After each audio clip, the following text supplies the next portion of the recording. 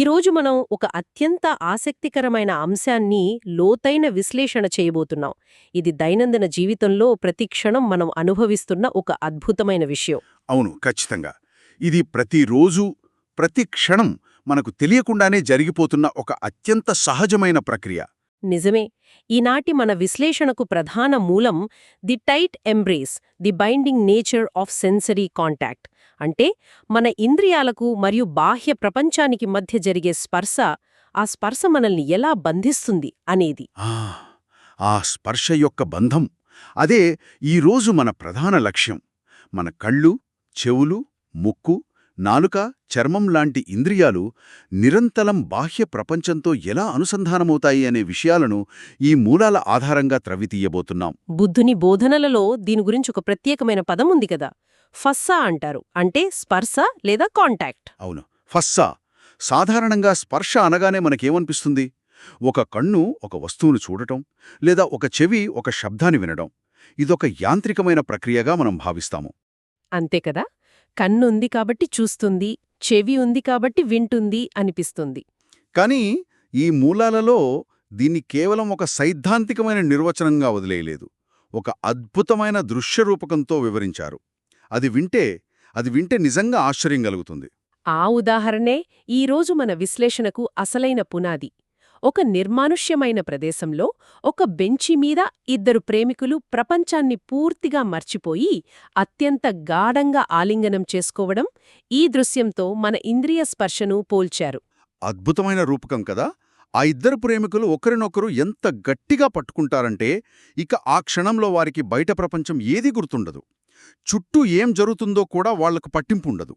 ఖచ్చితంగా మన ఇంద్రియాలు కూడా బాహ్య ప్రపంచంతో సరిగ్గా అలాగే మమేకమవుతాయని, ఆ క్షణంలో మిగతా ప్రపంచాన్ని మర్చిపోతాయని ఈ దృశ్యం ద్వారా వివరిస్తున్నారు. ఈ ఆలింగనమనే రూపకం ఎంచుకోవడంలోనే ఒక గొప్ప అంతరార్థం దాగి ఉంది. ఈ ప్రేమికుల ఆలింగనం అనేది కేవలం ఒక కవితాత్మకమైన వర్ణన కాదు. అది మన మనస్సు ప్రతిక్షణం ఈ ప్రపంచంతో ఎలా పెనవేసుకుంటుందో చెప్పే ఒక ఖచ్చితమైన విశ్లేషణ. అంటే మనం ఒక అద్భుతమైన దృశ్యాన్ని చూసినప్పుడు, లేదా ఒక మధురమైన పండును తింటున్నప్పుడు అక్కడ జరిగేది కేవలం ఒక భౌతికమైన చర్య కాదంటారా? కాదు, అస్సలు కాదు. మన ఇంద్రియాలు ఆ వస్తువుతో ఒక గాఢమైన బంధాన్ని ఏర్పరచుకుంటాయి. ఆ క్షణంలో చూసే కన్నుకి, చూడబడే వస్తువుకి మధ్య ఉన్న గీత చెరిగిపోతుంది. తినే నాలుకకి ఆ రుచికి మధ్య వ్యత్యాసం లేకుండా పోతుందన్నమాట. అవును. ఆ బంధం ఎంత బలమైనదంటే ఆ బయట ఉన్న వస్తువు కాస్త మన వ్యక్తిగత అనుభవంగా మారిపోతుంది. ఈ మొత్తం ప్రక్రియ వెనుకున్న సూక్ష్మమైన విధివిధానాలను మనం అర్థం చేసుకుంటే అసలు మన జీవితంలో సంతోషం, బాధ అనేవి ఎక్కడ మొదలవుతున్నాయో మనకు చాలా స్పష్టంగా తెలుస్తుంది. ఈ విధివిధానాల గురించే మనం మరింత లోతుగా మాట్లాడుకోవాలి. ఎందుకంటే వస్తువును చూడటం అనేది చాలా సాధారణమైన విషయంగా మనకనిపిస్తుంది. కాని మూలాలలో, ముఖ్యంగా అభిధమ్మ మరియు మధుపిండిక సుత్తా లాంటి ఉన్నతమైన బోధనలను పరిశీలిస్తే ఒక ముఖ్యమైన విషయం తెలుస్తుంది. ఈ స్పర్శ అనేది ఒక గమ్ లాంటిది, ఒక జిగురు లాంటిది అని చెప్పబడింది. అదే ఒక జిగురు లాంటిది. అంటే మనకి కలిగే ప్రతి అనుభవాన్ని అతకబెట్టేది ఈ స్పర్శే అన్నమాట. ఇది ఎలా సాధ్యం? కేవలం ఒక చూపు లేదా ఒక స్పర్శ మనని ఆ వస్తువుతో ఎలా అంటిచ్చేస్తుంది అంటారు? దీన్ని అర్థం చేసుకోవడానికి మనం ఇందాకనుకున్న ఆలింగనం ఉదాహరణను ఇంకొంచెం విస్తరిద్దాం. ప్రేమికులు గాఢంగా ఆలింగనం చేసుకున్నప్పుడు వారిద్దరి శరీరాల మధ్య ఉన్న ఖాళీ ప్రదేశం పూర్తిగా మాయమైపోతుంది కదా. అవును, అస్సలు ఖాళీ ఉండదు. ఆ క్షణంలో వారు ఇద్దరూ వేర్వేరు వ్యక్తులు అనే భావన వారికుండదు. మేము ఒక్కటే అనే ఒక ఏకత్వ భావన ఆవరిస్తుంది. ఇంద్రియ స్పర్శలో కూడా సరిగ్గా ఇదే జరుగుతోందని మూలాలు చెబుతున్నాయి. అంటే దాన్ని ఒక ఉదాహరణతో చెప్పగలరా?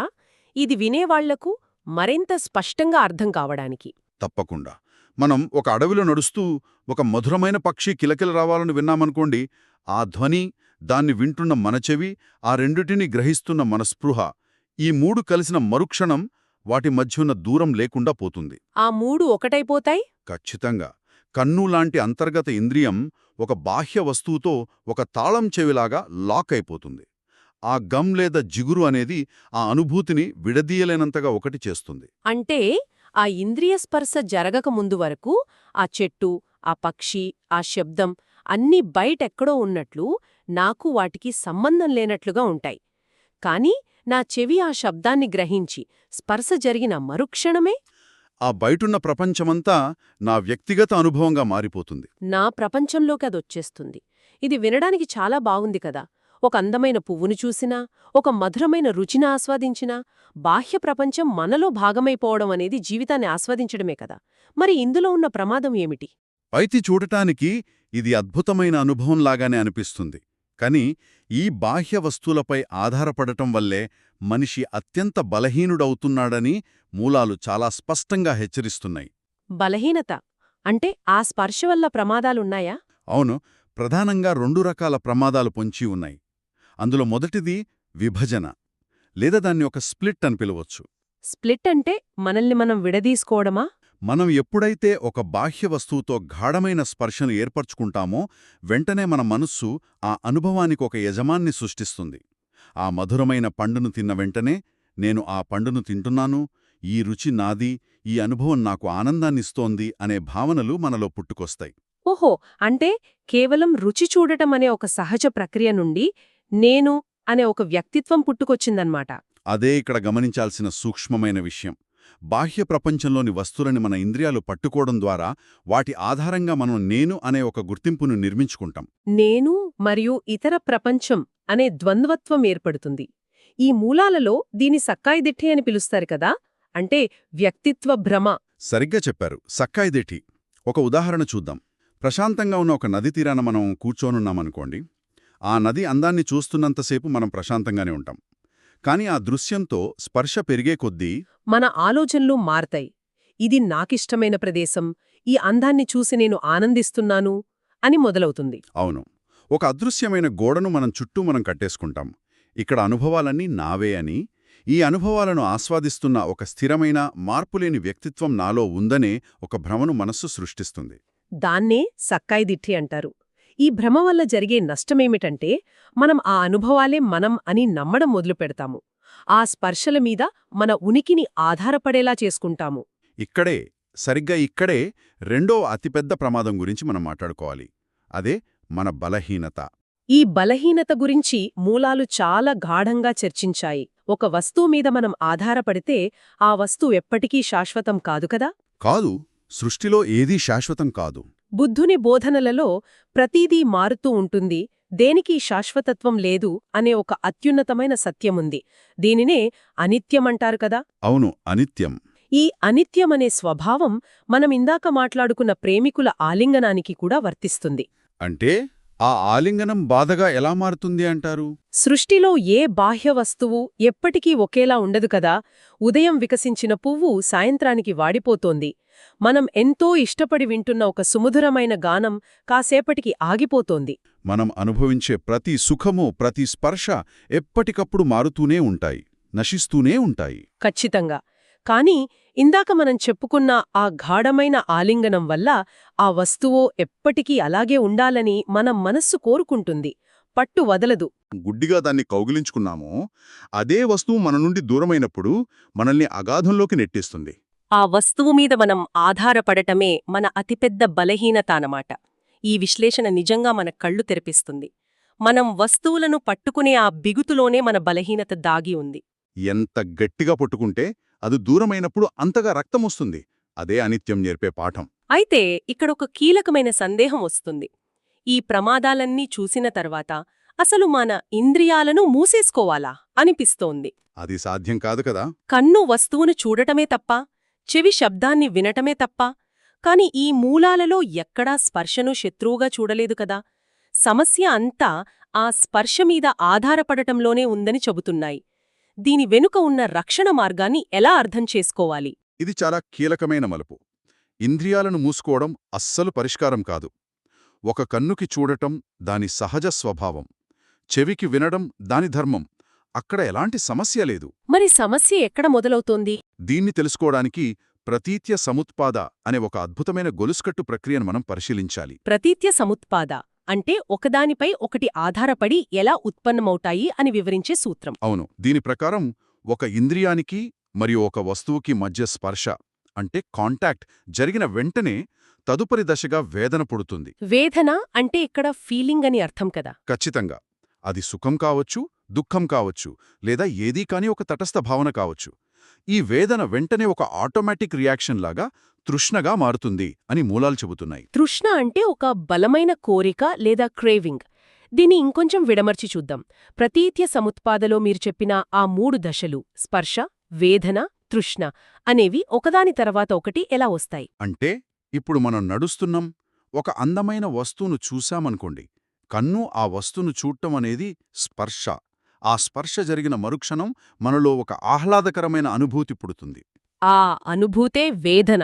అవును, ఆ వేదన, ఆ అనుభూతి ఎంత బాగుంటుందంటే అది ఎప్పటికీ నా దగ్గరే ఉండిపోవాలి, లేదా దానిని నేను సొంతం చేసుకోవాలి అనే ఒక దాహం మన మనసులో పుడుతుంది. ఆ దాహమే తృష్ణ. ఇదంతా ఒక కంటిరెప్పపాట సమయంలో జరిగిపోతుందేమో. ఒక్క క్షణంలో ఒకదాని వెనుక ఒకటి అసంకల్పితంగా జరిగిపోతుంది. ఆ వేదన అనేది సుఖంగా ఉంటే తృష్ణ పుడుతుంది. అదే ఆ వేదన బాధాకరంగా ఉంటే ఆ వస్తువుని వెంటనే దూరం చేయాలి అనే ద్వేషం పుడుతుంది. ఏ రకంగా చూసినా స్పర్శ నుండి వేదన, వేదన నుండి తృష్ణ అనే గొలుసుకట్టు మనల్ని బంధించేస్తుంది. అంటే ఆ ఇద్దరు ప్రేమికులు ఒకరినొకరు కౌగిలించుకోగానే ఆ స్పర్శ నుండి పుట్టే ఆనందమే ఈ తృష్ణకు మూలకారణమన్నమాట. అంతే అంతే, బంధం అక్కడే బలపడుతుంది. మరి ఈ చక్రం నుండి, ఈ గొలుసుకట్టు నుండి బయటపడటమెలా? ఇక్కడే ఒక భిక్షువు తన జీవితంలో ఈ స్పర్శల గందరగోళాన్ని ఎలా ఎదుర్కొంటాడో అనేది తెలుసుకోవడం అత్యంత ఆసక్తికరం కదా? అవును, ఒక భిక్షువు ఈ ఆలింగనం యొక్క బిగుతుని ఎలా సరళిస్తాడో మనం తెలుసుకోవాలి. ఒక భిక్షువు తన నిరంతర సాధన ద్వారా ఈ ప్రపంచాన్ని చూసే కోణాన్నే మార్చుకుంటాడు. ఆయనకు కూడా కళ్ళు ఉన్నాయి, చెవులు ఉన్నాయి, స్పర్శ ఉంది. కాని భిక్షువు ప్రతిస్పందించే తీరు వేరు. ఖచ్చితంగా ఒక భిక్షువు స్మృతి అనే ఒక అద్భుతమైన ఆయుధాన్ని కలిగి ఉంటాడు. స్మృతి అంటే మైండ్ఫుల్నెస్. ఈ స్మృతిని ఎలా ఉపయోగిస్తాడో? ఒక భిక్షువు అడవిలో నడుస్తూ ఒక పువ్వును చూసినప్పుడు కన్ను చూస్తోంది, వస్తువు కనిపిస్తోంది, అక్కడ స్పృహ ఏర్పడుతుంది, అంతే. ఒక భిక్షువు దాన్ని తన వ్యక్తిగత అనుభూతిగా మార్చుకోడు. నేను చూస్తున్నాను లేదా ఈ పువ్వు నాకెంతో ఆనందాన్నిస్తోంది అనే యజమాని భావన అక్కడ ఉండదు. కేవలం చూడటం జరుగుతోంది అనే ఎరుక మాత్రమే ఉంటుంది. ఖచ్చితంగా చెప్పారు. స్మృతి ద్వారా ఒక భిక్షువు ఆ స్పర్శను స్పర్శగా మాత్రమే చూస్తాడు. దాని వెంబడి పరిగెత్తి దానికి వ్యక్తిగత రంగు పులమడు. ఇలా చేయడం ద్వారా ఆ గాఢమైన ఆలింగనం యొక్క బిగుతు నెమ్మదిగా సడలిపోతోంది. ఆ స్పర్శ అక్కడికక్కడే ఆగిపోతోంది. అది వేదనగా మారి తృష్ణగా మారే అవకాశం ఉండదు. అదే సాధన అంటే. కళ్ళు చూస్తున్నదాన్ని కేవలం చూస్తున్నదిగా మాత్రమే గమనించడం, చెవులు వింటున్నదాన్ని కేవలం వింటున్న శబ్దంగా మాత్రమే అంగీకరించడం. వినడానికి చాలా సులభంగా అనిపిస్తోంది. కాని ఆచరణలో ఎంత కష్టమో మనందరికీ తెలుసు. మన రోజువారీ జీవితంలో మన మనస్సు ఎంత అదుపు తప్పి ప్రవర్తిస్తోందో అనుభవమే కదా. మన ఇంద్రియాలు ఒక వస్తువును చూడగానే దానిమీదికి ఎలా దూకుతాయో చెప్పడానికి బుద్ధుని బోధనలలోని ఒక అద్భుతమైన ఉదాహరణ ఈ మూలాలలో ప్రస్తావించబడింది. అదే చప్పనక సుత్తలోని 6 జంతువుల ఉదాహరణ. అద్భుతమైన ఉదాహరణ అది. మన మనసు ఎంత గందరగోళంగా ఉంటుందో దాన్ని ఎలా నియంత్రించుకోవాలో చెప్పే ఒక కళ్లకు కట్టే దృశ్యరూపమిది. దీని గురించి కొంచెం లోతుగా విశ్లేషిద్దాం. అసలు ఈ 6 జంతువులు ఏమిటి? నిజానికి ఈ మూలాల్లో ఉన్న అత్యంత ఆసక్తికరమైన అంశం ఇదే. చప్పనక చుత్త అనేది మన ఇంద్రియాల పనితీరును అత్యంత పదునుగా వివరించే ఒక ఉదాహరణ. మనకు 6 ఇంద్రియాలు ఉన్నాయని బోధనలు చెబుతాయి. కళ్ళు, చెవులు, ముక్కు, నాలుక, చర్మం మరియు 6వది మనస్సు. అవును, ఈ 6 ఇంద్రియాలను 6 వేరువేరు స్వభావాలున్న జంతువులతో పోల్చారు. ఒక పాము, ఒక మొసలి, ఒక పక్షి, ఒక కుక్క, ఒక నక్క మరియు ఒక కోతి. ఈ 6 జంతువుల స్వభావాలు వేరు. అవి ఉండాలనుకునే ప్రదేశాలు కూడా వేరు. ఇప్పుడొక దృశ్యాన్ని ఊహించుకోవాలి. ఒక బలమైన తాడు తీసుకుని ఈ 6 జంతువులను ఒకదానికొకటి ముడివేసి నేలమీద వదిలేస్తే ఏం జరుగుతుంది? అదొక పెను విధ్వంసమవుతుంది. ఆ 6 జంతువులను కలిపి కట్టేస్తే పాము ఏమో పుట్టలోకి దూరిపోవాలని కిందకు లాగుతుంది, మొసలి నీళ్లలోకి వెళ్లాలని అటువైపు లాగుతుంది, పక్షి ఏమో ఆకాశంలోకి ఎగరాలని పైకి లాగుతుంది, కుక్క ఊళ్ళోకి పరిగెత్తాలని చూస్తుంది, నక్క శ్మశానం వైపు లాగుతుంది, కోతి ఏమో అడవిలోకి పారిపోవాలని గంతులు వేస్తుంది. ప్రతి జంతువు తనకు ఇష్టమైన దిశలోకి వెళ్లడానికి తీవ్రంగా ప్రయత్నిస్తుంది. ఒకదానితో ఒకటి పోటీపడుతూ ఒకదానికొకటి లాక్కుంటూ ఉంటాయి. అదొక భయంకరమైన గందరగోళం. ఖచ్చితంగా అదే జరుగుతుంది. మన ఇంద్రియాలు కూడా ఆ జంతువుల్లాగే ప్రవర్తిస్తాయి కదా? 100% కన్ను ఎప్పుడూ అందమైన రూపాలను చూడాలని ఆరాటపడుతుంది. చెవి ఎప్పుడూ మధురమైన శబ్దాల వైపు లాగుతుంది. నాలుక రుచుల వైపు లాగుతుంది. మనస్సెప్పుడు ఆలోచనల అడవిలోకి పరుగెడుతుంది. ఇలా ప్రతి ఇంద్రియము తనకిష్టమైన బాహ్య వస్తువుతో ఆలింగనం చేసుకోవడానికి మనల్ని నిరంతరం లాగుతూనే ఉంటుంది. ఈ 6 జంతువుల లాగుడు మధ్య చిక్కుకున్న వ్యక్తికి ఎప్పటికీ ప్రశాంతత ఉండదు. దైనందిన జీవితంలో మనం అలసిపోవడానికి కారణం ఈ ఇంద్రియాలు మనల్ని తలోదిక్కుకు లాగడమే అని స్పష్టంగా అర్థమవుతుంది. మరి ఈ స్పర్శల నుండి, ఈ జంతువుల తీవ్రమైన లాగుడు నుండి మనం తప్పించుకోవాలంటే ఏం చేయాలి? ఇక్కడే ఒక దృఢమైన స్తంభం అవసరం. ఆ దృఢమైన స్తంభమే ఇందాక ఒక భిక్షువు కలిగి ఉంటాడు అని మనం మాట్లాడుకున్న స్మృతి. అంటే ఆ తాడుతో కట్టేసిన 6 జంతువులను తీసుకువచ్చి నేలలో అత్యంత లోతుగా పాతిన ఒక బలమైన స్తంభానికి కట్టేస్తే అప్పుడు పరిస్థితి ఎలా ఉంటుందో ఊహించుకోవచ్చు. ఆ జంతువులు తమ తమ దిశల్లోకి వెళ్లాలని ఎంతగా లాగినా ఆ స్తంభాన్ని ఇసుమంత కూడా కదల్చలేవు కదా. అవును, పాము పుట్టవైపు లాగుతుంది, పక్షి ఆకాశం వైపు లాగుతుంది, కాని ఆ స్తంభం చెక్కు చెదరదు. అలా గంటల తరబడి లాగి లాగి ఆ జంతువులు అలిసిపోతాయి. చివరకు తమ పోరాటం ఆపేసి ఏమీ చేయలేక ఆ స్తంభం దగ్గరే ప్రశాంతంగా కూర్చుండిపోతాయి. ఈ దృశ్యం మనల్ని చాలా లోతుగా ఆలోచింపజేస్తోంది. నిజమే. ప్రేమికుల గాఢ ఆలింగనం లాంటి స్పర్శల నుండి, బాహ్య ప్రపంచం వైపు లాగే ఈ ఇంద్రియాల నుండి మనల్ని కాపాడేది ఈ స్మృతి అనే స్తంభమే అని అర్థమవుతోంది. ఈ విశ్లేషణను చాలా అద్భుతంగా అనుసంధానించారు. ప్రేమికుల ఆలింగనంలో ఉన్న అసలైన ప్రమాదమేమిటంటే ఆ బంధంలో మనం మన ఉనికిని కోల్పోతాము. మనల్ని ఆ బాహ్య ప్రపంచం తన అధీనంలోకి తీసుకుంటుంది. కాని మనలో ఎప్పుడైతే ఈ స్మృతి అనే స్తంభం స్థిరంగా పాతుకుని ఉంటుందో అప్పుడు ఆ స్పర్శ మనని లాగలేకపోతుంది. ఇంద్రియాలు బాహ్యవస్తువులను చూస్తాయి, వింటాయి, గ్రహిస్తాయి. కానీ మనస్సు ఆ వస్తువులతో ఆలింగనం చేసుకోదు, వాటికి బానిసవ్వదు. ఒక భిక్షువు తన సుదీర్ఘమైన సాధనలో ఈ స్మృతి అనే స్తంభాన్ని అత్యంత దృఢంగా బలపర్చుకుంటాడు. తద్వారా బయట ప్రపంచంలో ఎన్ని అద్భుతమైన ఆకర్షణలున్నా, ఎన్ని భయంకరమైన శబ్దాలున్నా అవివి ఏవి అతని అంతర్గత ప్రశాంతతను, అతని మనస్సు యొక్క నిశ్చలత్వాన్ని చెడగొట్టలేవు. ఈ లోతైన చర్చను మనం ఒక్కసారి సమీక్షించుకుంటే చాలా అద్భుతమైన విషయాలు బయటపడ్డాయి. మొదటగా, ఇద్దరు ప్రేమికులు గాఢంగా ఆలింగనం చేసుకున్నట్లు మన ఇంద్రియాలు బాహ్య వస్తువులతో ఏర్పర్చుకునే బంధం ఎంత జిగురులాగా అంటుకుపోతోందో మనం చూశాము. అవును, ఆ స్పర్శకు యజమానిని సృష్టించుకుని వ్యక్తిగత గుర్తింపును ఆపాదించడం ద్వారా నేను, నాది అనే ఒక ద్వంద్వత్వం ఎలా ఏర్పడుతుందో అర్థం చేసుకున్నాం. అలాగే వస్తువుల అనిత్య స్వభావం వల్ల మనం ఎంత గట్టిగా పట్టుకుంటే ఆ బంధం చివరకు అంత తీవ్రమైన బాధగా మారుతుందని తెలుసుకున్నాం. ఆ తర్వాత ఒక భిక్షువు స్మృతి అనే సాధనం ద్వారా ప్రతీత్య సముత్పాద అనే ప్రక్రియను, అంటే స్పర్శ, వేదన, తృష్ణల గొలుసుకట్టును ఎలా ఛేదిస్తాడో చూశాము. చివరగా 6 అడవి జంతువులను స్మృతి అనే బలమైన స్తంభానికి కట్టివెయ్యడం ద్వారా గందరగోళంగా ఉన్న మనసును ఎలా స్థిరంగా, ప్రశాంతంగా ఉంచుకోవాలో తెలుసుకున్నాం. ఈ విజ్ఞానం కేవలం ప్రాచీన గ్రంథాలకే పరిమితం కాదు కదా? కాదు, మన దైనందిన జీవితంలో ఎదురయ్యే ప్రతి స్పర్శను, మనం తీసుకునే ప్రతి శ్వాసను, మనం చూసే ప్రతి దృశ్యాన్ని మనం ఎలా స్వీకరిస్తున్నాము అని గమనించుకోవడానికి ఇది ఎంతగానో ఉపయోగపడుతుంది. ఇది నిజంగానే జీవితాన్ని చూసే కోణాన్నే మారుస్తుంది. ఖచ్చితంగా. ఈ విశ్లేషణను ముగించే ముందు ఇది వినేవాళ్ల మనస్సులో నాటుకుపోయే ఒక పదునైన, ఒక ఆలోచింపజేసే ప్రశ్నను ఉంచాలనుకుంటున్నాను. మనమిందాక ప్రతీత్య సముత్పాద అనే గొలుసుకట్టు గురించి మాట్లాడుకున్నాం కదా. అవును, స్పర్శ జరిగిన మరుక్షణం వేదన కలుగుతుంది అని తెలుసుకున్నాం. ఆ వేదన అనేది ఏమాత్రం సమయం తీసుకోకుండా వెంటనే తృష్ణగా, అంటే కోరిక లేదా ద్వేషంగా మారుతుందని అనుకున్నాం. అయితే ఇక్కడ అసలు ప్రశ్న ఏమిటంటే, చెప్పండి, ఆ స్పర్శకు మరియు ఆ వేదనకు మధ్య ఉండే ఆ అతి సూక్ష్మమైన సమయాన్ని, ఆ మైక్రోసెకండ్ని మనం మన నిజ జీవితంలో గుర్తించగలమా?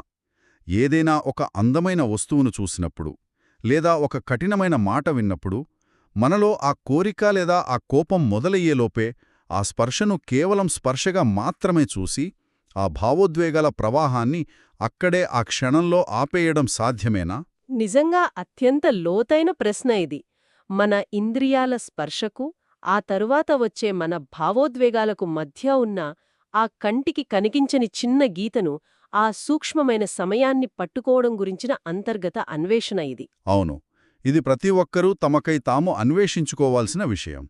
ఈ విశ్లేషణ ద్వారా నేర్చుకున్న విషయాలను మననం చేసుకుంటూ, ఈ ప్రశ్నను ఇది వినేవాళ్లు తమకై తాము అన్వేషించుకోవాలని సూచిస్తూ మన ఈ లోతైన విశ్లేషణను ఇక్కడతో ముగిద్దాం.